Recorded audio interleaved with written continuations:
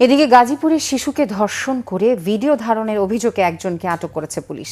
অন্যদিকে মাদ্রাসার শিশু শিক্ষার্থীকে ধর্ষণ চেষ্টার অভিযোগে শিক্ষককে গণধোলাই দিয়ে পুলিশে দিয়েছে স্থানীয়রা।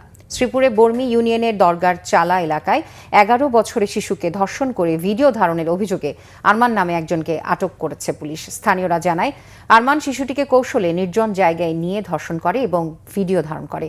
পরে শিশুটির পরিবারের লোকজন বিষয়টি জানতে পেরে আরমানকে পুলিশে দেয়। এদিকে মাওনা এলাকায় এক মাদ্রাসার শিশু শিক্ষার্থীকে ধর্ষণ চেষ্টার অভিযোগে মাদ্রাসার শিক্ষক আব্দুল মালিককে গণধোলাই দিয়েছে স্থানীয়রা। পুলিশ জানায়, ওই শিক্ষার্থী মাদ্রাসায় পড়তে গেলে শিক্ষক তাকে ধর্ষণের চেষ্টা করে।